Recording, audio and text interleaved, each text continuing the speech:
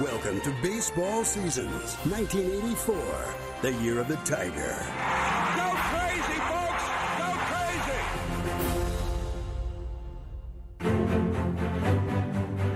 When a baseball season starts, it's like the dawn of a new day. There's optimism, hope, and a belief of what is to come. At the dawn of the 1984 season, this rang truer than most years. For unlike much of the sport's history, there was no dominant team lording over the competition. Following a decade of dynasties in the 70s, ruled by the A's, the Big Red Machine, and the Yankees. The Yankees win their 51st World Series. The 80s began with 4 different champions in 4 years. A liner, and the Orioles are the world champions. But if one had to choose a favorite, many would have picked the defending champs, the Baltimore Orioles. They're awful tough. There's no question. I think you're only kidding yourself if we don't recognize that Baltimore's the best club in baseball. Detroit Tigers skipper Sparky Anderson may have had a healthy respect for his division rivals, but having managed multiple Hall of Famers to a pair of championships in Cincinnati, he also knew that in his 6th year in the Motor City, he had a ball club on the verge of greatness. Bill James once said that the greatest 5-year span in draft history is between 74 and 78, when the Tigers literally drafted this team from Lance Parrish in 74. You had Lou Whitaker in 75, Trammell, Petrie, Morris in 76. This is a very young core. They were all in their mid-20s. Sparky came in with a 5-year plan, and it's kind of cute when you say that 5-year plan was because he had a 5-year contract. But he had a method to his madness, so to speak. I mean, he knew exactly what he was doing. 83, we were knocking on the door, but 84, with the right pieces added, that we felt like we were mature enough and ready to handle it. The pieces added weren't abundant, but they were key. First came the power. Fresh off a 30-homer All-Star season, veteran Darrell Evans brought strong leadership and pop. Later came backup first baseman Dave Bergman over from the National League, as well as a reliever who had the potential to fill a big role. Swung on and missed. Sparky knew that he needed a closer, and he did the 83 playoffs on radio, and he saw Willie Hernandez, and then he saw him in the World Series as a fan, and he said, we've got to get this guy. Hernandez goes right at the screwball to strike him out. Sparky got his guy, and with a roster that he had shaped, headed north, brimming. Told my wife on the phone, I always tell her when we leave camp where we're going to finish. I said, we're going to win this. The Tigers kicked things off in Minnesota with a convincing 2-game sweep of the Twins. Then they rolled into Chicago, and in their 4th game of the season in front of a national television audience, Detroit made a strong statement.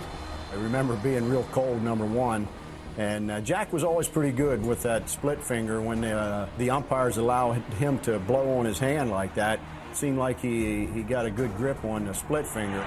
He got it on strike. Morris also got help from a defense already in midseason form. Kirk Gibson made the best play of the day out in the outfield there in right field. 1-1 pitch to Rudy as a drive to right field. Gibson going back on the track at the wall. One-hands it. Once you start to get to the 6th and 7th inning, everybody starts to be aware of their surroundings and start preparing for what might happen. Got him swinging, and he has his no-hitter. Started off with a no-hitter in Chicago. It was just a magical year. A no-hitter in the first week would be a good start for some, but the Tigers were just getting warmed up as they went on a tear unprecedented in the modern era. We started off 9-0. The Tigers post a 6-2 win. 17 games in a row on the road. And their record goes to 34-5. 35-5. I can't believe that we did it. The Tigers do it again. When someone says you were 35-5, you almost have to step back and say, really? Long drive could be a 3-run blast. There's been teams that were great and maybe even greater, such as the Yankees, but I have never seen anybody get off that great a start. The decade had begun with the nation mired in a recession. But by 1984, America felt like a country on the rebound. In New York, with Wall Street flourishing, a ball club was also on the rise. No, it wasn't the blue-chip Yankees. The team in the Bronx had quickly fallen behind the Tigers. Instead, it was the club in Queens who was capturing the back pages, the New York Mets. the team started turning around when Mr. Cashin took over. I think we're going to win a pennant. If I didn't really feel that way, I wouldn't have taken the job in the first place. He immediately set to work building the foundation through the draft. First, with the #1 overall pick, Darryl Strawberry in 1980. Then in 82, he would take a wiry fireballer with the 5th overall pick, Dwight Gooden. Cashin would balance his young roster with a pair of former MVPs in George Foster and Keith Hernandez. But the 82 world champ was less than excited about the change. The fact that they were a last-place team and we were coming off a world championship, it was probably the lowest point in my Major League career, and it turned out to be a blessing in disguise. The final piece of Cashin's puzzle was his faith in a young first-year manager, Davey Johnson. We were at the World Series, and we found out that Davey was going to be named the next day. Davey talked and talked and talked, and when he was done, he said, and one more thing. I want to thank Mr. Cashin for having the intelligence to hire me this year. We knew we had something special right there. Perhaps Davey's greatest move was to carry a 19-year-old rookie on his pitching staff. Davey Johnson was my manager the year before in AAA, where I got called up from A-ball, and he had told me when the season was over, wherever he managed the following year, he's taking me with him. Dwight Gooden may have been only a teenager, but he immediately showed the poise of a veteran and the stuff of a star. Fastball struck him out, so Dwight Gooden gets his first Major League strikeout. Davey Johnson saw was someone who didn't just have a good arm. Obviously, you could see that. What really impressed the manager was the control, the command that Dwight Gooden had at a young age. Probably the greatest phenom the game has ever seen. Doc Gooden just was magnificent on the mound. He was overpowering with his fastball. He had a knee-buckling curveball. Strike 3. And he, too, had a little bit of an edge to him out there on that mound. Fastball! To this day, he's the best pitcher I've ever seen. But as exciting as the young Mets were, they were not the only story in the NL East. After 6 straight losing seasons on the north side of Chicago, the Cubs were ready to bring a winner to Wrigley. This Cubs team had a good mix of playoff veterans like Larry Boa, Gary Matthews, and Ron Cey, to go with a budding superstar by the name of Ryne Sandberg.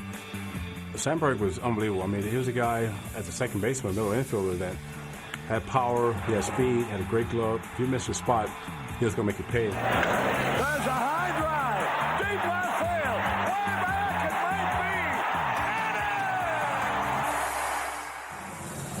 it might be. No one game exemplified Sandberg's emergence more than a Saturday afternoon tilt in June with the Cubs' biggest rival, the St. Louis Cardinals.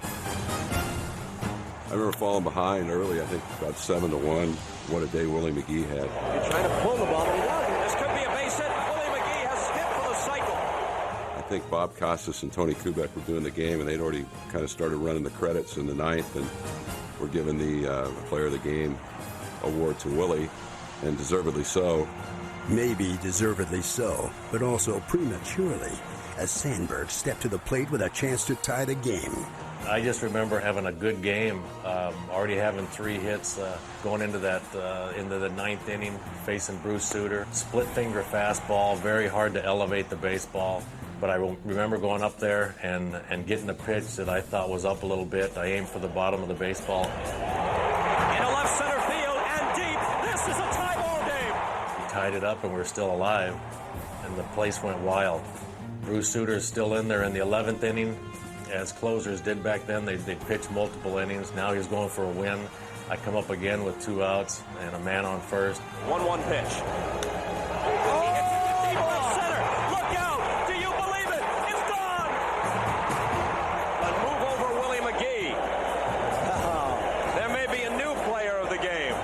It was like floating around the bases. It was an incredible feeling. Sandberg had hit 2 separate game-tying home runs off the premier relief ace in the league. He was the best second baseman ever because I think he hit 4 home runs off me. And that was the year that Ryne really, came out. Special player. Sandberg would pace the Cubs with 5 hits and 7 RBIs, leading Chicago to a 12-11 victory in 11 innings. That's it! Serving notice to the rest of baseball that the Cubs were back.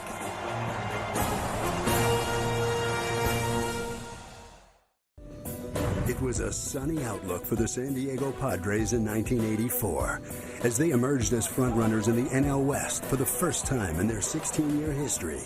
The building of this team began when franchise icon Dave Winfield left for the Yankees via free agency after 1980, and a new GM, Jack McKeon, came in to run the club.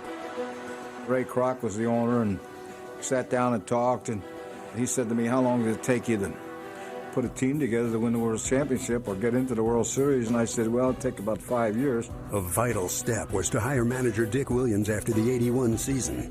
His no-nonsense approach invigorated the organization.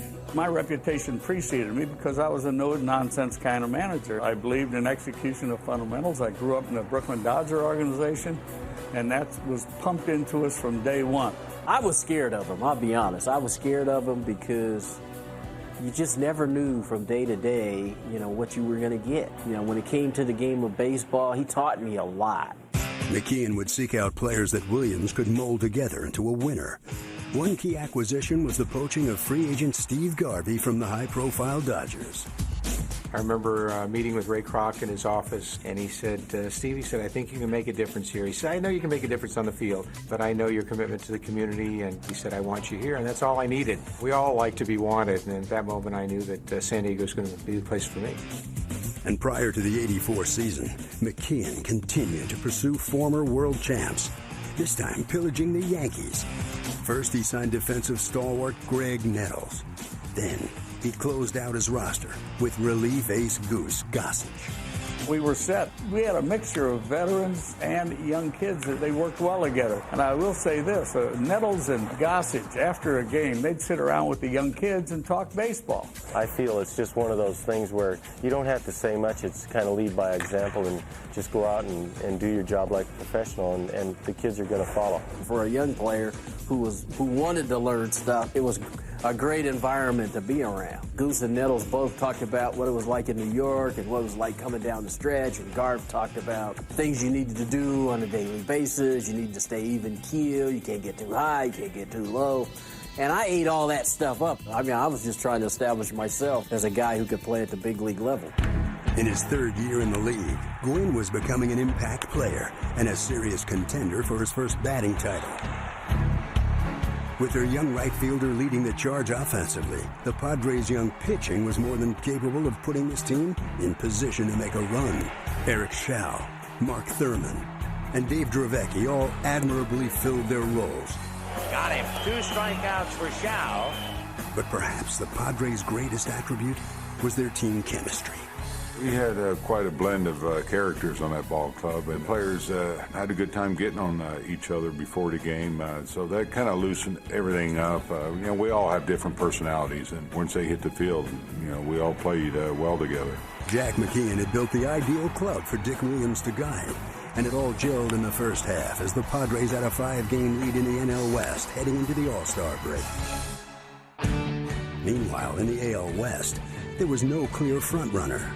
The AL West wasn't very strong. The American League East was the powerhouse. If you looked at the records, there were probably 3 or 4 teams in the American League East that had a better record than anyone in the West. For much of the first half, it was John McNamara's veteran Angels leading the way, with nearly every starter in the lineup north of 30. None more seasoned than 2 surefire Hall of Famers, Rod Carew and Reggie Jackson. He hits that one high and deep. Way back.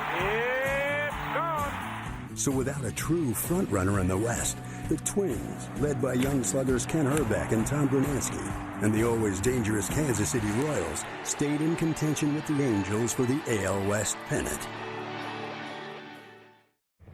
As the first half continued, it became increasingly clear this was the year of the Tiger. And perhaps no game highlighted that more than a June 4th battle between Detroit and the Toronto Blue Jays, owners of the second-best record in baseball. Despite the Tigers' 35-5 start, Toronto incredibly was able to stay within striking distance, just 3.5 games back in early June. And on Monday Night Baseball, the two teams were locked in a 3-3 tie in the bottom of the 10th when Dave Bergman, the other player in the Willie Hernandez trade, came to the plate.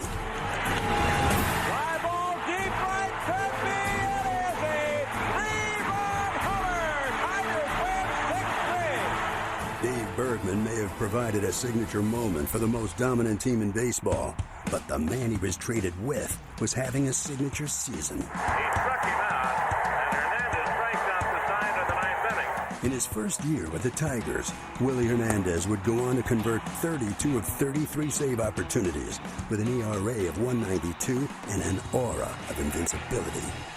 When you're going to have a dream season like the Tigers had, you have to have that X factor that nobody expects, and that is what happened to the Tigers in '84. Willie Hernandez became the greatest relief pitcher in baseball from nowhere.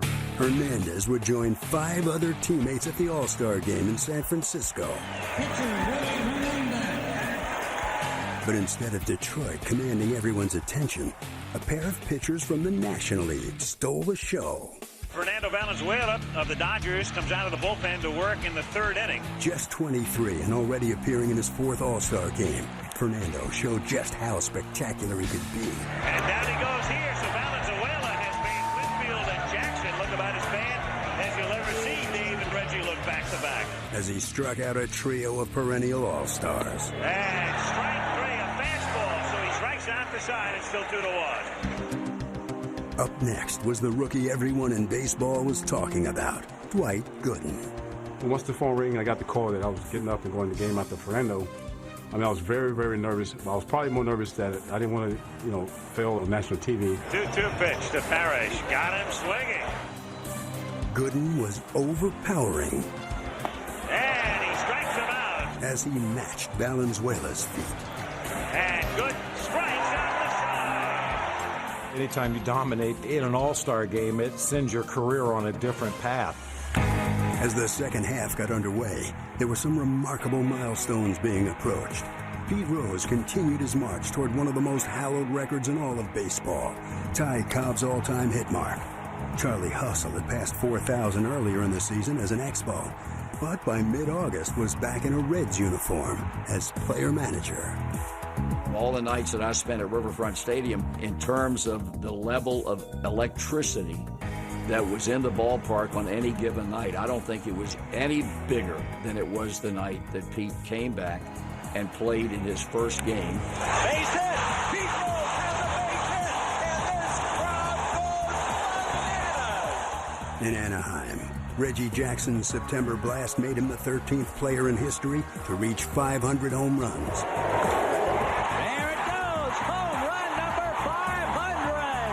And the Angels would end the regular season on another high note as Mike Witt closed in on pitching perfection. Bouncing ball to second, he's got to do it. Mike Witt pitches a perfect game. That's where the story in the Bronx, where teammates Don Mattingly and Dave Winfield took their duel for the batting title down to the final day. Dave established himself as a superstar in the league. And naturally, I think a lot of people are for the underdog. They're for that young kid, ain't making no money yet. So it was a lot easier on me than I think it was on Dave. A lot more pressure on him. Going into the final game, Winfield was at .341, Mattingly .339. But while Dave only went 1 for 4, Donnie Baseball put on a show by going 4 for 5. In the hole to his left and off his glove, and that's got to be a base hit. And he wins the batting crown. He won the title. I think he ended up 343, and I was 340. And as we walked off the field and we doffed our caps to all the people, Donnie had the platform to himself, and it was good. But despite the Yankees having the 2 top hitters in the American League, they were no match for the Tigers, who won the Eastern Division with ease. The question then was, which of the other playoff-bound teams was strong enough to challenge Detroit? While the AL East was the story of the Detroit Tigers, baseball's other 3 divisions had their own unique narratives. Over in the NL East, the Mets and Cubs had rekindled a rivalry, and the big market teams now had big market stars to lead them. In New York, where Dwight Gooden had become the season's breakthrough star, every performance was a must-see act. Swing and a miss, he got him. What a job by Gooden. The Mets were far from a one-man show, as New York was a team on the rise. You had Keith, who was the veteran guy You had Strawberry with so much talent. Darryl Strawberry with a towering home run. That is some power. And a bunch of young pitchers. And Davey made it work. Davey Johnson may have been a rookie skipper, but he managed like a calm and seasoned vet. When you have young pitchers that keep you in a ball game, if we get a lead going in the 7th, 8th, and 9th inning, we can beat anybody. And the Mets notch their 5th consecutive win. But as the dog days arrived, it was clear the second city wasn't interested in second place. This was due in part to the moves their general manager, Dallas Green, had made. Confident his club could make a run, the former World Series winning manager went out and fortified his pitching staff. He goes out and gets Dennis Eckersley, Rick Sutcliffe, and those two starting pitchers going into our rotation at that time was a huge message to the team that, hey, we're here to do something. We're here to have a chance to win. And in early August, the Cubs sought to make a statement against their newfound rivals as they met for a crucial 4-game set in Wrigley. Line drive into left field. Watch him play at the plate. A good throw. Look at the throw. They're going to get him. He's out. And the Cubs have swept the 4-game series. After the sweep, the Cubs look to be headed to the postseason, due in large part to the MVP caliber play of second baseman Ryne Sandberg, who was doing it in the field, on the bases, and at the plate.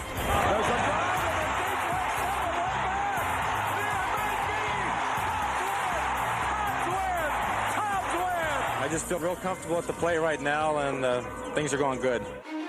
Joining Sandberg and the Cubs in a June trade was Rick Sutcliffe, emerging as one of the best pitchers in the National League. Cubs win. So he struck out more tonight than Gooden did last night. His brilliance had the Cubs faithful dreaming about their first playoff appearance in nearly 4 decades. We're writing a script. Haven't won in 39 years. We'll be going down in history. And it was fitting that their prized acquisition would send them to the postseason. 3 outs away from the first championship since 1945.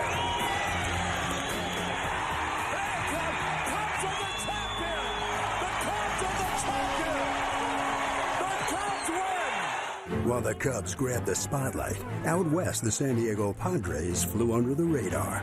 They were a team loaded with World Series pedigrees and championship hopes. You need those guys who've been through it once before to really help the young guys along, because when it gets down to August or September, those guys are going to be the guys who rise to the top. It was clear Gwynn was an excellent student of the game. At 24, the MVP candidate was leading the league in both average and hits. Drive to deep right field. It is gone. The Padres' mix of talent and experience had them cruising to the NL West title. The Padres have the National League Western title. San Diego was no longer a sleepy little baseball town.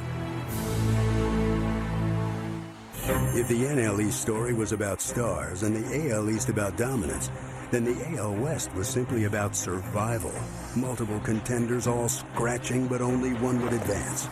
A week after the All-Star break, KC was struggling 11 games under 500, in 6th place and 8 games out of 1st. But the Royals of 1984 had winning in their DNA. This franchise had been playoff regulars for the better part of the past decade, and the veterans of this group would make sure they took advantage of a weak division. It feels good and feels real, again, despite whatever records we have or anybody else has. In September, a pitching staff that seemed too young at the start of the season had matured into one of the most adept in the American League. We had a young guy named Brett Saberhagen come up. Looked like he was about 17 years old. Looked like a clubhouse kid. Mark Gubazak, the type of guy that I think anybody would want their daughter going to the high school prom with. Danny Jackson. You wouldn't want to meet this guy in a dark alley. Well, the one thing I didn't know is these guys could flat-out pitch. Anchoring it all out of the bullpen was Dan Quisenberry, whose signature submarine style was good for 44 saves. Got him! The quiz comes through. Although they finished with just 84 wins, the Royals won the division and were moving on to the 1984 playoffs.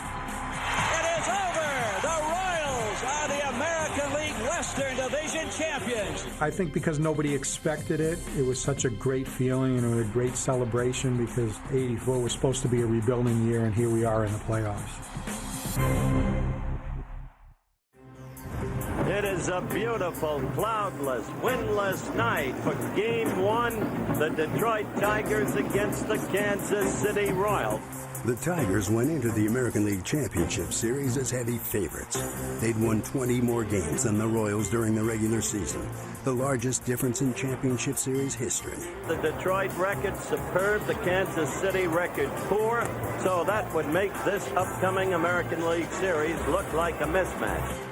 Like the regular season, the Tigers jumped out to a fast start as Alan Trammell got them going in the first. It's a deep left field. Motley going all the way back, and it's up against the fence and rolling back on the McCartney turf. Whitaker comes in to score. Trammell's going for third, and the Tigers lead 1-0. Trammell would score to give Jack Morris a 2-0 lead in his first career postseason start. And that was plenty for the Tigers' horse, who went 7 strong innings, leading Detroit to an 8-1 victory.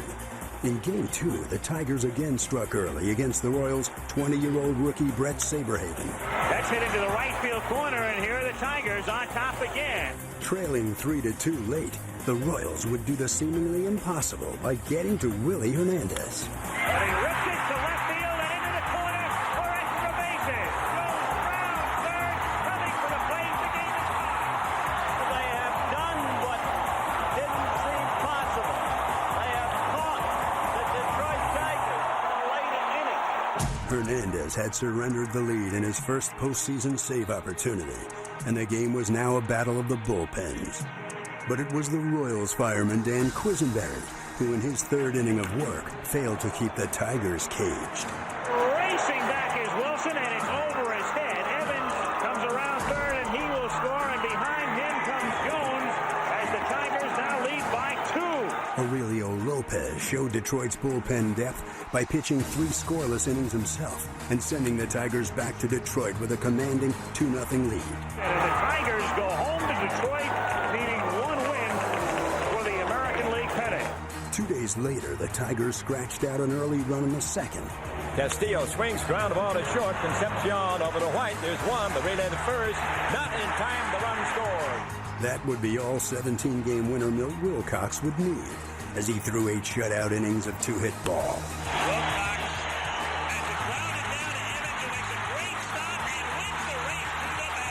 And then handed things over to Hernandez to close it out.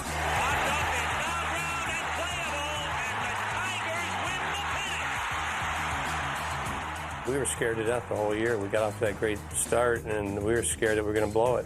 And Sparky kept us honest about it. Then when we got to the playoffs, he goes, it just gets funner. And he goes, in the World Series, that's the funnest of all. Welcome to Wrigley Field in Chicago, the first game of the National League Championship Series. As the only stadium in the majors without lights, playoff baseball in Wrigley would only be played during the day. And on this day, the Cubs provided an immediate jolt of electricity in the bottom of the first. Asdenier sends it deep left field. Going back and looking up there. Martinez, it's gone. Cubs lead 1-0. I geared up for a fastball, and he threw it a little up and out over the dish, and I hit it off the fence in left field, the back fence, for a home run, and that started the day. Then, 2 batters later, Sarge, Gary Matthews, followed suit, and Wrigleyville was in a state of delirium. There's a drive left field. Left field going back is Martinez. That ball is gone. 2-0 Cubs on home runs by Janier and Matthews. In the third, pitcher Rick Sutcliffe got in on the fun. High to right. Way back. This ball is gone. That ball is hit completely out of the stadium. He wants to do it all by himself. To put that many runs up against Eric Shaw was something, that really didn't happen that much. Meanwhile, Sutcliffe went 7, and the Cubs cruised to a 13-0 win. The next day, the Cubs ran out to a 4-1 lead after 4 innings. Steve Trout coasted through 8 1/3 before turning things over to Lee Smith. Holy cow! The Cubs go to the coast. Up in the playoffs. 2 games to none. They were just a win away from their first World Series appearance since 1945. That's the motto right now. One more. 2 fairly easy wins for us. We get on the flight going to San Diego and felt good about our chances, that's for sure. Trailing 2 games to none, the Padres headed back home with their World Series dreams on life support. We get on the plane, we're coming home, it was absolutely silent. Got off the plane, got on the bus, we're going back to the stadium. There was just a sea of people. I don't know, 7, 8, 9,000 people are standing out there and they're screaming 3 in a row. From that moment on, I think we thought, we still had a chance. Welcome to Jack Murphy Stadium. Game 3 of the championship series in the National League. Everybody across the country knows what has to happen. Going into Game 3, 62,000 people screaming. It was so loud, you couldn't talk to the person next to you. The Padres fed off that energy. In the 5th inning, they took their first lead of the series. Then in the 6th, Kevin McReynolds put an exclamation mark on it. Deep to left. Matthews going back to the wall of the warning track. Jumps! It's gone! Home run, Kevin McReynolds, and the Padres have broken it open 7-1. In Game 4, the Cubs took a 3-2 lead in the 4th, hoping to regain the momentum lost from Game 3. Durham drive one to right field. That ball is gone, and the Cubs lead. But the persistent Padres kept finding ways to claw back into games. Off of the glove! Here comes Gwynn! Garvey to second base, 5-3, San Diego! And no matter how many times the Cubs tried to wrest control from the Padres, Cotto will score! We're going to be tied at 5! San Diego refused to give it up. After blowing a late lead, Tony Gwynn got the Pods going in the 9th with a 1-out single, bringing up Steve Garvey, who already had 3 hits on the night. Well, here's the guy right here, Earl. Yes, sir. He's had some type of evening. There was one guy probably you didn't want to have to mess with in their lineup in a tough spot like that. If I picked Garvey, he got a way of rising to the occasion. Deep right field, way back. Cotto going back to the wall. It's gone. Home run, Garvey, and there will be tomorrow. The roar of the crowd as Garvey's ball goes over the wall, that roar has stayed with me. I think anybody who played on that team could talk about that roar. Anybody who was in the ballpark that night could talk about that roar. It was euphoria. It almost froze in midair. And I lifted up my arm and fist, and we were on our way to Game 5. In baseball, momentum is only as good as the next day's starting pitcher. And in Game 5, the Cubs had their ace on the mound. Rick Sutcliffe was going. He was 16-1. He'd already beaten us once in Game 1. And again, like the Cubs had done, pretty much every game, they jumped on us early. And he rushes that one. Deep right field. Gwynn going back. This ball is gone. Cubs on top, 2-0. That's hit well left field.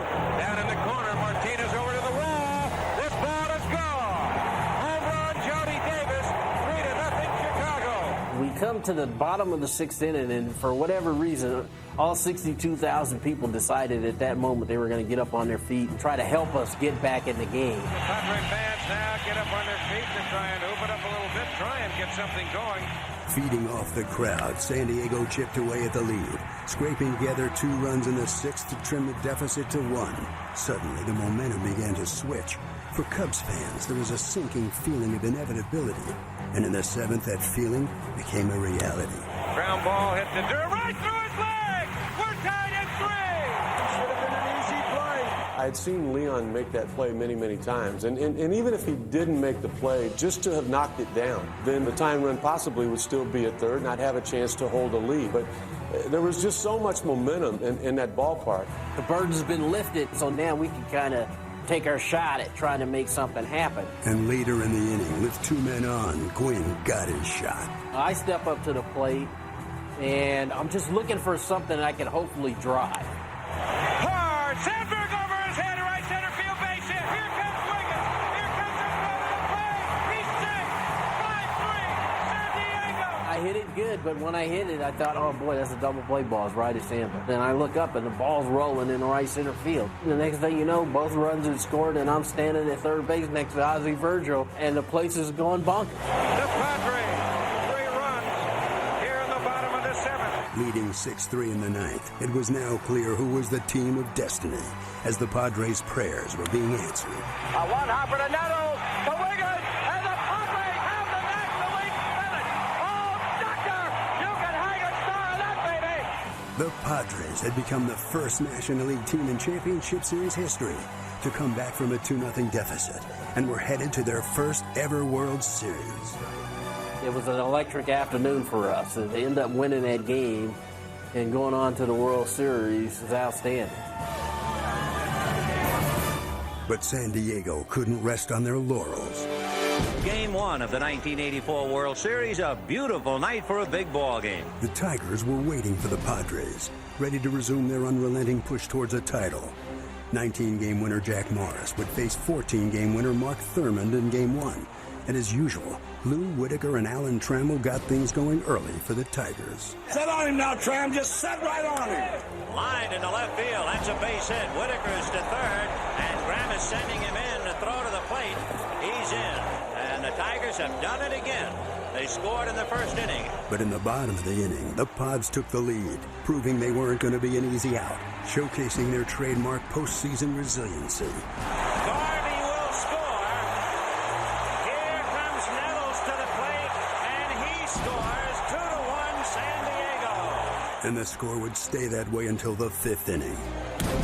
Drive to right field. Wynn going back to the track at the wall. Gone. And there's the home run by Larry Herndon. With a 1-run lead, Jack Morris continued his postseason success and went the distance. This ought to do it. Bergman to the bag, and the lights go out on Game 1 in San Diego. Jack Morris goes all the way. In Game 2, the Tigers continued their season-long script of jumping out early with 3 runs in the first. And that's hammered to right center field. That's a base hit. And for the 4th time in 5 postseason games, the Tigers have taken a bite out of the opponent. But again, the Padres responded, this time with spectacular relief from their bullpen. In the 5th, after cutting the lead to 1, pinch hitter Kurt Bavacqua, with only 9 RBIs all year, stepped to the plate with 2 runners aboard. You're done, Kurt. Right man in the right spot.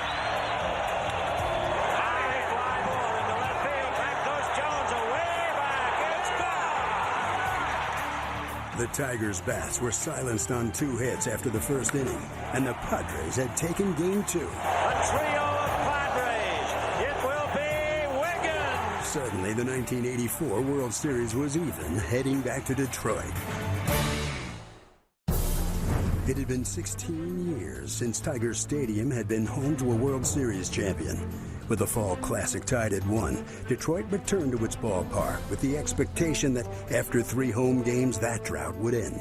Sparky kind of fooled us to believe that the season was the hard part. Then we had to win the pennant, so there was great pressure in doing that. And after you win the pennant, you got to win the World Series. Welcome to Detroit and Game 3 of the 1984 World Series. For the first time in 3 games, Detroit failed to take a lead in the first. No problem.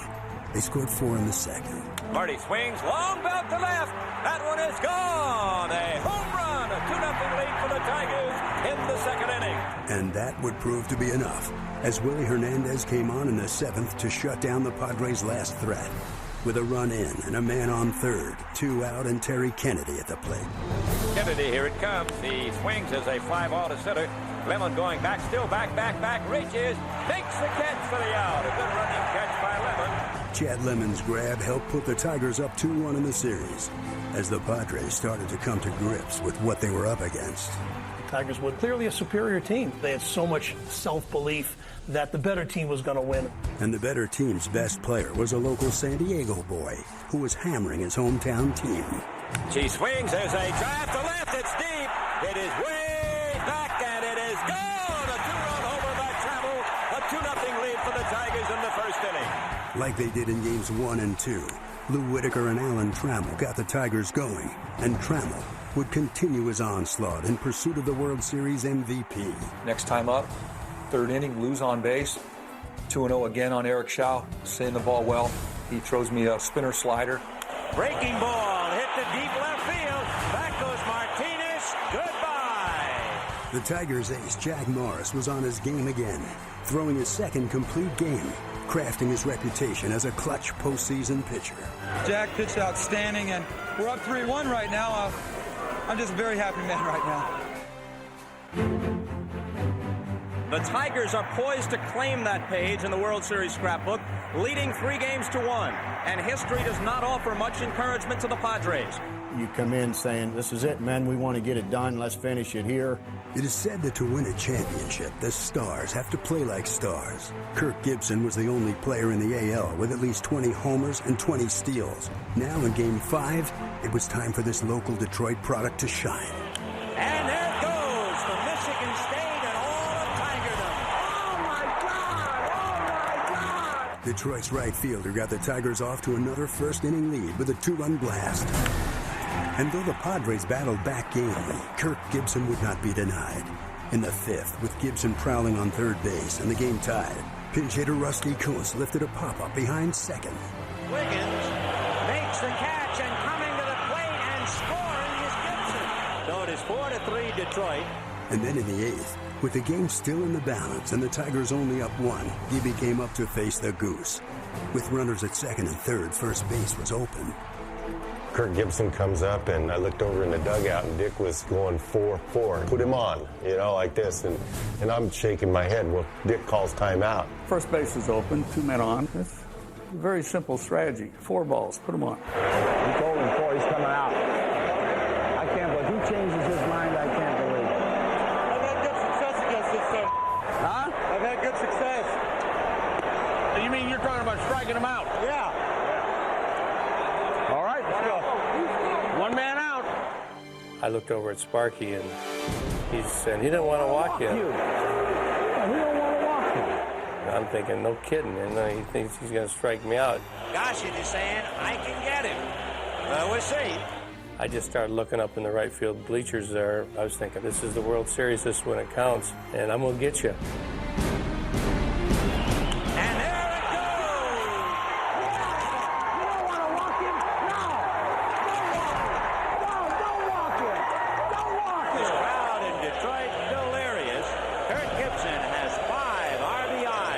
Gibson's home run set the stage for the Tigers' first World Championship since 1968. The swing and a high fly ball. That ball is going to be caught. It is by Herndon, and the Tigers have won it.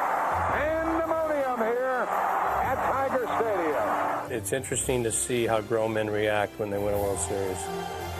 To me, one of the most class teams and people that I've ever been around. The euphoria of 1984's celebration would shine as a lasting legacy for Tiger Stadium, honored one last time on the eve of its closing in 1999. And the memories of Tiger Stadium will never be forgotten. For the Padres, who would also finish the century without a title, 1999 marked a milestone in the brilliant Hall of Fame career of Tony Gwynn. A star for the ages for Tony Gwynn, number 3,000. Dwight Gooden would not have to wait for his record accomplishments. In just his sophomore year, he pitched one of the greatest seasons the game has witnessed. And for the Royals, 1985 would also be a banner year, as the team thought to be in transition in 1984 made the transition in grand style. The Kansas City Royals are the 1985 World Champions. In baseball, winning the World Series can turn players into heroes. But for the 84 Tigers, it's more than how they finished. It's how they started. Well, they're going to be remembered for a 35-5 start. They're going to be remembered as the only one of 3 wire-to-wire teams in the 20th century. It was our year, by far the most special year in my career.